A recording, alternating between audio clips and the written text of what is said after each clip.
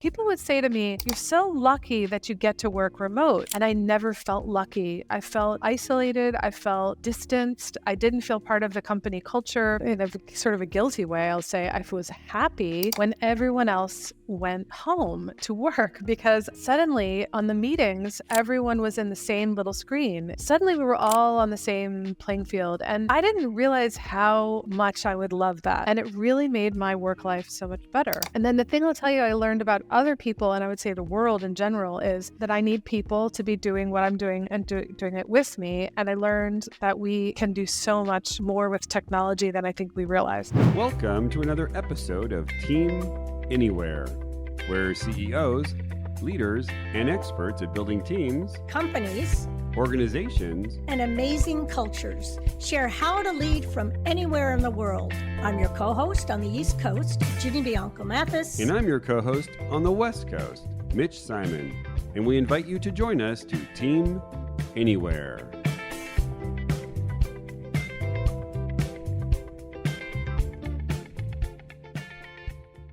Hello and welcome to another episode of Team Anywhere. I'm your host, Mitch Simon, on the West Coast, where it is just absolutely lovely. And today our guest is on the East Coast. Today we're delighted to have Melissa Romo. She has more than 20 years experience as a business leader for FTSE 100 and Fortune 500 companies, and has spent more than a decade building, leading, and working in globally dispersed teams. She earned an MBA from the Yale School of Management, where she studied organizational behavior and leadership. Her new book is Your Resource is Human: How Empathetic Leadership Can Help Remote Teams Rise Above. There's the book. And you know how big we are here on remote teams. Thank you. People like Melissa make us very, very happy. So welcome, Melissa. How are you? I'm great. It's so good to be here, Mitch. Thank you for inviting me. Yeah, it's so great to have you here. So, as you know, it's been a tumultuous 3 years as we've navigated this social experience called COVID and hybrid and virtual and dispersed. What have you learned about yourself and about people during the last 3 years?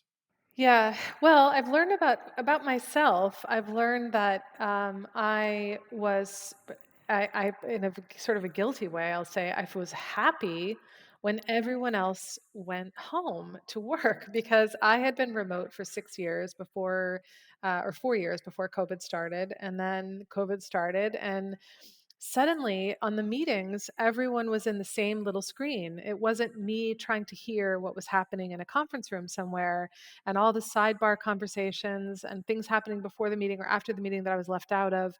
Suddenly we were all on the same playing field. And I didn't realize how much I would love that. The fact that everybody was starting to learn the tools of how to use the video, how to use the chat, how to work asynchronously. I mean, these are things that I had been doing for years, and now the whole rest of the world was starting to learn how to do them with me, and it really made my work life so much better. And then the thing I'll tell you I learned about other people, and I would say the world in general, is isn't it astounding what we learn technology can enable? I mean, you can now get mental health treatment on your computer wherever you are, right? You can do that with a Zoom. You can I've been to events that are virtual. I've had seen presentations that are virtual. I've given presentations that are virtual. So think of the travel that has we've reduced, right? Because we're using the technology, and even doctor's appointments for my children, we've done consultations, with Zoom. And I mean, the amount of time that saves me not having to take my child to the doctor every single time if it's just a cold or something is amazing. So I learned that I need people to be doing what I'm doing and doing it with me. And I learned that we can do so much more with technology than I think we realized. That's beautiful. You're a cheerleader for remoteness. So I this is am. I great. am. Yeah, but if you do it right, if you do it right, Do it there's ways right. to do it wrong. Yeah. So tell us a little bit about your background and how you became so passionate about both human resources and doing it remotely. Like what led up to you writing this book? Yeah. Well, as I said, I'd been a remote person working for a multinational company since the start of 2017. And what I did not really appreciate is only 2% of the workforce in the world was working like I was, right? Which was fully 100% remote. It was not very common, not for working for companies. There are lots of people who, freelancers work that way, but working for a company that way was very, very unusual. And I didn't know that I was alone in this so much. I really didn't appreciate. And so what really led me to write the book was when especially when COVID started, and but even right before, people would say to me, "You're so lucky that you get to work remote." And I never felt lucky. I never felt lucky. I felt isolated. I felt um, distanced. I didn't feel part of the company culture. um, I felt all these things that felt bad. And but then people thought I was lucky. And so I was thinking, is something wrong with me that I don't think I'm lucky? And so the book was, really a meditation and an introspection on what was I going through, and is there any data and empirical evidence behind what I was feeling and experiencing, or was it just an isolated case for me? And so I really use the book as an opportunity to research human behavior in remote situations. I researched workplace psychology, workplace leadership norms. I did a lot of research on emotional intelligence and why emotions are such great connectors, because you don't need to be in the same place to connect with an emotion. And that's what's so amazing, right? If you and I can have a moment together where I'm putting myself in your shoes, and I'm empathizing with you and experiencing what you're going through. We connect in such a deep way, and we don't need to be in a building, right? So what it all led me to the book, right? Is just really trying to understand my own personal experience and the empirical evidence around it. And then what do you do as a leader given that? Like, how do you, what everyone has asked me about, and when I say everyone, I mean sort of my peer group who are middle and senior managers. What they've all asked me is, how do I bring my team together? How do I knit my team together? How do I have a great culture? I want everyone to feel connected, and we're in 25 different locations. How do I do that? This book answers that question. That's a great claim. You know what? I want to start then with emotions. I want to Hmm. start with what you found in your research around emotions. And the reason why I asked it is because I found that in the last 3 years, most of my work has focused on emotions. And I didn't come from it from a research standpoint. I just came from it from, oh, every time I bring up emotions, I seem to do really well and I get really good feedback. So what is it about emotions and the necessity to connect emotions when we're in a remote setting or perhaps in any setting? Yeah, well, I should mention that my book is dedicated to a wonderful woman named Sigal Barsaid, who was a professor at Yale when I was in business school. She was my organizational behavior professor. And then when I left Yale, she went to Wharton, and she did research at Wharton. And she did two really important pieces of research. One is around something she called emotional contagion. And emotional contagion is the idea that we can actually infect each other with emotions, right? If I'm happy, I can infect you with that happiness and you'll feel happy. If I'm sad, same thing will happen. And what's really interesting is that leaders are more susceptible to being infected than workers are, right? So leaders actually pick up emotional vibes much more than the other way around. And so as a leader, it's so important your team feels good and is motivated, because that's where you get your motivation from, and that's where you will get your happiness from, is that team. And she Oh, did a lot of say that again. That is blows me away. Say that again. So, leaders are more susceptible to emotional contagion than workers are. So, you as a leader, imagine that you have a, compromised immune system as a leader, right? That's the truth about you in a workplace setting. And so you derive your emotions from the people working for you. And so you really want to take care of them. You want them to be motivated and happy and upbeat, and you want them to be energized and innovative, and because you're going to get all of that from them, right? And so that was a really important thing that she researched, and she did it across a lot of statistically significant samples. And if you look up Sigal Barsade and emotional contagion, she's got some videos about this. You'll see it all. The second thing she researched, which is also important to this book, um, is uh, is the idea of companionate love in the workplace. And this sounds like I'm talking about being in love with people at the work in the workplace, which is not what I'm talking about. Companionate love is the affection that people feel with each other in a platonic sense, right? It isn't romantic love, it isn't sexual love. It's just that connection and that affection that we feel for each other when we work closely together. And she did these fascinating studies, especially in more typically male settings. Like she studied a group of firemen in a firehouse, and she found that when the characteristics of companionate love were present, meaning the way they communicated with each other, the way they feel about each other, when those characteristics were present, there was more personal accountability amongst them. There was more personal accountability. There were better outcomes, better in a business sense, better business performance. And she was able to tie that to love in the workplace. And I these two pieces of research, I cannot tell you how important they are to us now that we are recovering from COVID. We are working in more distributed ways, whether it's hybrid or remote or whatever, but we're distanced from each other. We went through this real hard period called the Great Resignation, where people just gave up on work, right, in huge numbers. There's an epidemic of disengagement still, right? So we're in this environment that's really, really difficult. We have to look back at some of these basics that Sigal Barsade researched around companionate love and emotional contagion, and realize the power that emotions have to connect us and help actually drive business outcomes.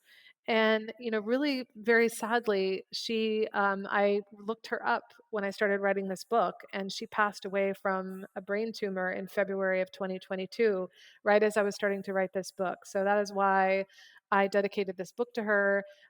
We needed someone like her in these years of coming out of COVID, and unfortunately, we Yeah. don't have her. But I would really encourage everyone to look up her research, and I touch on lots of it in my book. So I got two questions, Melissa, on companionate love. Haven't heard of that before, but I have heard of, but not that I haven't heard it that much, but I have heard about love and work and love in the workplace. Well, Love Plus Work is a book by Marcus Buckingham. So companionate love, what are the actions that she found when she was researching? What are the things that she found are the behaviors that then derive that greater accountability? And does it work in a virtual setting? Because, you know, firemen can't work virtually. Fires don't Right. care. No, So no, no, no. Yeah. can these behaviors, do they have as much like love impact Yeah. Yeah. when you're virtual? Yeah. Well, this is where empathy is so important. And I asked myself that exact question. Okay, how can companionate love be a tool and a solution in a time when we're working apart from each other? And what I did was, empathy is putting yourself in someone else's shoes, right? That's the definition of empathy. The reason that you empathize is so that you can take compassionate action, right? That's why you empathize. You can do something and take compassionate action. And in fact, it's really uncomfortable when we empathize and we can't take compassionate action. I mean, whenever there's a tragedy that hits the headlines and we empathize with the people suffering that tragedy, but we don't know them, we're not in that community, we don't know what action to take. It's really, I mean, I'm somebody who really suffers just this real down moment when I'm empathizing but I can't take compassionate action. So empathy is there to take compassionate action. So when you think of a remote worker, one of the things I talk about, for example, I talk about the 5 pitfalls of remote work, and they're um, boredom, guilt, loneliness, paranoia, and depression. So they're pretty heavy. Those are heavy. They're Yeah. pretty heavy. Yeah, I told my publisher, I said the first 5 chapters are boredom, guilt, paranoia, loneliness, and depression. Do you think people are going to Really? want to read this book? Those are the chapters? Those are the first 5 chapters. Yeah, the first 5 chapters, and they're really about opening the lid on what does it feel like to work remotely, especially if you're 100% remote. I mean, these are really things to think about, but even if you're hybrid, like what does that feel like if you don't see your workmates every single day, every 5 days a week. And so I open these up and I go into the evidence around each of them. And for example, paranoia is just it's a heavy word, but really Yeah. it's that feeling that you're out of sight and you're out of Yeah. mind, right? And Hmm. anyone who works remotely will relate to this. It's like you're thinking to yourself, what meeting is happening and I'm not in it? What are people saying about me? What is my personal brand in the company? Like it's really, really tough to get a read on these things. And so it creates behaviors connected to paranoia that are, they're not like clinical or anything, but we start compensating, right? We start staying online later, we start coming online earlier, we start volunteering for any and everything we can come up with, we allow scope creep, right? We want to be in every single meeting, right? So in that chapter, I write about the fact that leaders need to be cautious. And if they see, I talk about empathy scans. And this is that what you do is observe, right? The first step to feeling empathy is observing the person. If you're observing the person, allow scope creep and volunteer for everything and want to be in every single meeting, you've got to ask yourself, okay, this person is feeling out of sight, out of mind. And what I recommend in the book, each of these 5 pitfalls has an emotional counterpoint. And so the emotional counterpoint to paranoia is clarity. So, as a leader, what you need to do is give that person or that team clarity. That means think about how you're communicating as a leader. What are you communicating as a leader? How frequently are you communicating as a leader? Do people have the information they need to feel like they have full visibility of what's going on in the business, right? And you need to communicate more as a remote leader than when you're all in a building together. You have to communicate more and frequently and often. And one of the things I do just as an ingrained habit now is we have a Teams chat for my team. And we have a little channel that's called Taking a Break. So we have a bunch of different channels depending on the kind of major streams of work in the team, but we have one channel called Taking a Break. Every morning I go into Taking a Break and there'll be someone adopted a puppy, someone got engaged, someone's moving house, someone has a vacation coming up, someone went volunteering, and they'll be posting these pictures and everybody will be commenting. I comment on everything. I comment on everything they post there and I share my own things too. I share what's happening in my life. My child graduated from high school and I put pictures. That's where we get to know each other is in that channel and I make sure that they hear from me, right? No matter what's on there, I make sure that I stop, I put an emoji or I put a comment or what that they hear from me and that I'm present on that chat. So, I don't remember where we started with this question, but leaders can use emotions, right? In the case of clarity, clarity is not quite an emotion, but it's more a mindset. I talk about these 5 power mindsets of a strong remote team, and they're clarity, belonging, meaning, joy, and faith. And so they're mindsets. And as a leader, you want to be constantly thinking about how can I make my team have these mindsets and work in these mindsets and get that from me as a leader. And the book goes into each of those mindsets in the later chapters after after the fun ones up front goes into those Right. The mindsets fun. and Yes. the fun ones goes into those mindsets and explains how to create them. Hey, we're taking a quick break to remind you to support our podcast by hitting the subscribe button and leaving us a review. Your feedback means the world to us, and it helps us continue to bring you more engaging and thought-provoking content for leadership and remote work. Let's talk about, we probably don't have time to talk about all of them, but I am very intrigued with belonging. So Yeah. tell me about what was the dark side of belonging, and then how do you create belonging? Yeah, the dark side of belonging is being on the outside looking in, right? And it, it's like a cousin to paranoia of feeling like, you're out of sight, out of mind, but also not, you're not.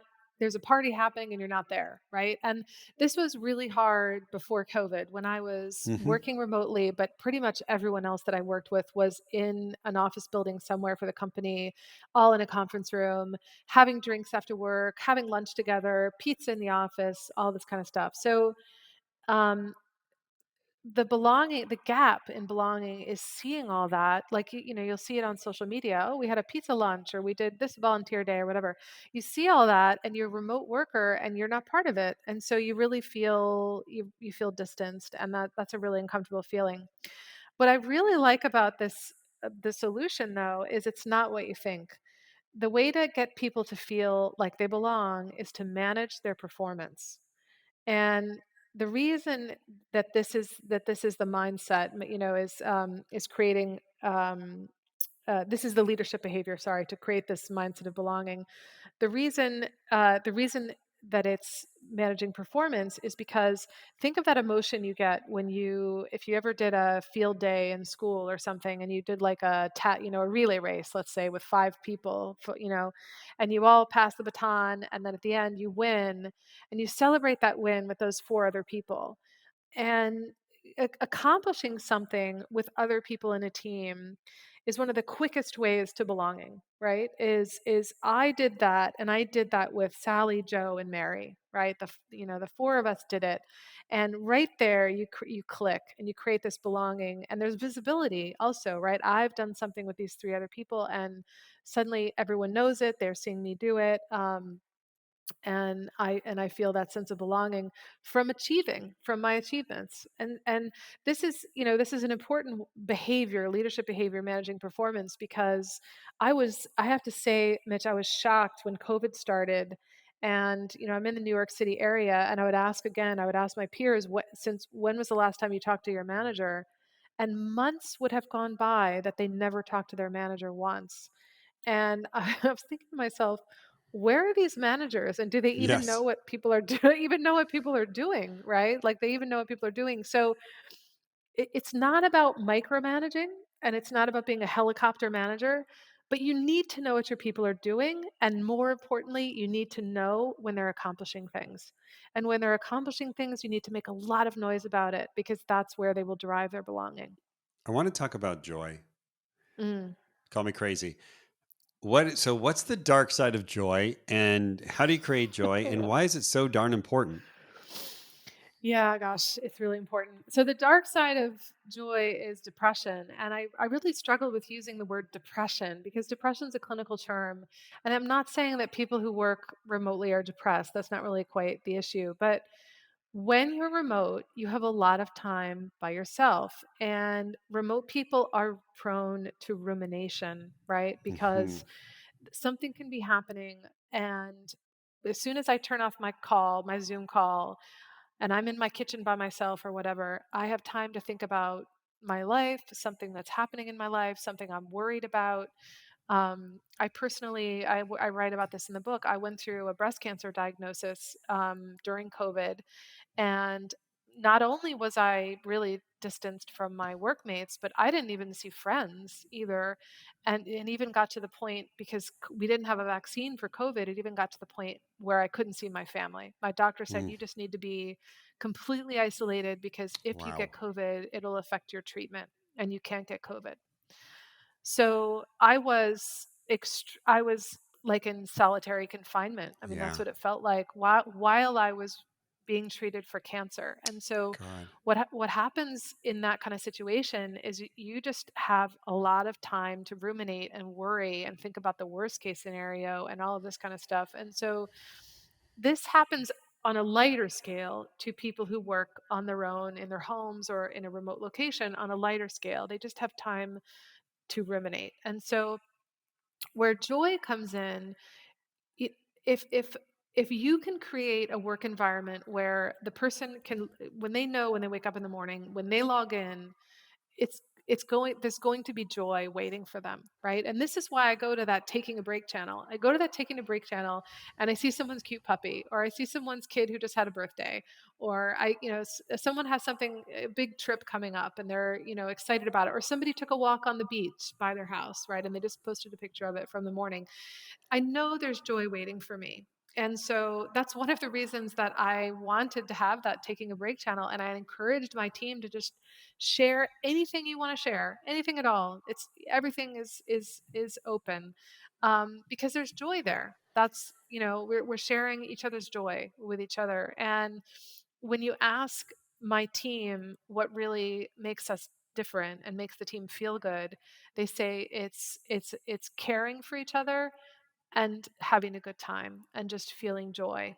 Um, and so, it's a creative act to create joy at work, right? And I have had long debates with other executives about the fact that it's not the company's place to make you happy. Right? Like you show up, you get your job done, and things like that. I just don't agree. I think we spend too much time at work, to not be joyful about it. And we are actually, I write about, there's a great book called Joy at Work from a professor at Cambridge, and I That's and right. I I quote a little bit from him in my book. And he talked about how when you're feeling joyful, you have all of these, curiosity sensors that kind of, trip, and you become an information seeker, and you become a curious person. And curious people who are information seekers are good problem solvers, and they innovate. Right. So there are business reasons that you want people to feel joyful. It's not just, to skip down the hallway. You want better performance out of them, and you get it through joy. Thank you so much. It's so interesting because, we hear a lot of, for innovation, we need people to Mhm. be in a room together. And you're coming at it from a different place. No, you want innovation, go create joy. You want innovation, go create happiness. Mhm. You want innovation, let people know how great they're doing. Yeah. Managed performance. Yeah. Manage performance. Yeah. And I think for a lot of people, their brains are, I'm either away or I'm together. Yeah. And they're not seeing this middle segment, which is going to really create happy, productive, innovative, creative employees. Yeah. Yeah. So There's they a need to get your third book. way. They need my What's the book. third way? Well, the third way is my book. The third way is Of my course book. it is. It's your book. So it isn't Let so it see it that. is my Let's see book. that book again. Yes. It isn't we have to go in. It isn't we have to all stay home. There's a way down the middle, like we can work in and I prefer the word distributed work to remote Okay. work, because remote work makes us sound isolated from each other. And Mm-hmm. what's really more true is we're distributed. I mean, I run a global team right now. I'm in New York. I'm outside of New York City. And you know what? Even if I went into my company's office in New York City, I am working with people in Paris and in Mm-hmm. London and in Madrid and in Los Angeles and in South Africa. I mean, I, I'm still distributed, right? Even if I'm Yes. in the building, I'm still Yes. distributed, and I still have to connect with people over huge distances. There's 40,000 miles that you could draw a string from the furthest most point of all the people in my team, and the string would be 40,000 miles long, right? Like a time and a half around the Earth, I think. So Mm-hmm. we're really distributed, and if you think about where business is right now, businesses are asking for people to do more with less. They're asking for teams to globalize. They're asking for teams to scale. And that means you need teams that can be distributed and run from one location, but distributed everywhere so that they're scalable. And that's been my career, right? I've been doing that and doing that and doing that. And so what's interesting about this book is it's whether remote work exists or not is kind of incidental to this book. It's actually about distributed teams and how do those distributed teams feel really well connected. And I should say, I wanted to say something to you about innovation and being in person. Yes. So Please. There is a fabulous white paper called The Brainstorming Myth, and you can Google it and the PDF will come right up. The Brainstorming Myth. This was a paper done in the 80s or 90s. It was a while ago. And it was basically what they found was that putting people in a room is how you get the worst outcomes in brainstorming, right? It is how you get the worst outcomes. And even though this paper exists and it was done by some very smart person, I can't remember where, Stanford or something, done by a very smart person with a lot of empirical evidence, we have chosen to ignore it and we still put everyone in a room. I'm going to And get that. there's a lot of reasons why it gives us our worst outcomes, but one of them is something called production blocking. There are these psychological terms in the white paper that you'll read about, but one of them is called production blocking, and we've all experienced this. This is when you've got people in a room. There'll be loud people and there will Hmm. be quiet people, right? And the loud people will block the quiet people. Even though they don't mean to, they just are excited and they have a lot of ideas and they're very vocal, and I'm one of the loud people, so I'm one of those people. And then you'll have 5 or 10 people who just say almost nothing, right? And now this is called production blocking. When you put people in a room, that's what you're going to get. And so there's also another one I love called social loafing. And that's where, if you imagine you have one person tugging on a rope, you add a second person, you add a third person, you add a fourth person. Logically, you'd pull that rope further, right? But what has happened in scientific studies is that each time you add a person, the rope gets pulled a little bit less. And it's Wow. because each person on the rope thinks someone else on the rope is pulling, Wow. right? So these dynamics are present when we're all in a room together innovating. And for those who are So, listening, as the yeah. audible, innovating was Mm. with air quotes. Yes, it was air quotes. So read that white paper, The Brainstorming Myth. You can Google it. It's open source. It's a PDF. It'll pop right up. And the whole thing about how we have to get everybody together to be innovative is just has not proven out by the empirical science around the psychology of brainstorming at all.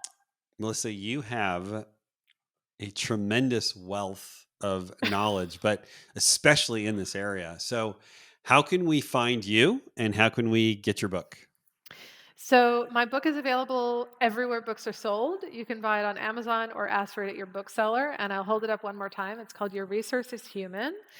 And it's a quick little read, and it has 2 diagnostic tests in it: an emotions and mindset questionnaire that will help you know how you're feeling, and it will help the people in your team know how they're feeling about remote work. And then there is something called the remote ready rating. That's another diagnostic that helps you see where you are in terms of being a really good remote leader. So those are both in the book, and then lots of discussion starters and leadership blueprints to help you become a better hybrid, remote, and distributed leader. Great. So the book is available everywhere. Am on LinkedIn, Melissa T. Romo, and you'll see my book all over my profile. So you know you Great. found me. You know you found me, but I welcome anyone to follow me. I will comment on the topics of the day, and I publish a newsletter that I share links to in LinkedIn. So anyone wants to follow me in LinkedIn, feel free. And I'm on Instagram as at Romo Writer, and I periodically do book giveaways on Instagram. And it's a bit more about my life behind the scenes. So if people are interested in my writing life, they're welcome to follow me at Roma Writer on Instagram. That's a lot. Okay, great. Yeah. LinkedIn, Instagram, LinkedIn, Instagram, and buy my get book on find Amazon your or book anywhere you and buy want. your book. Yeah. And it's a thin Yeah. one, everybody. It's a thin book. Then yeah, quick read. Thank you. Melissa, this has been just sensational. This has been really tons of good information, both research based as well as what to do with your remote team. So thank you so much. I don't know how we found you, but I am so glad we found you.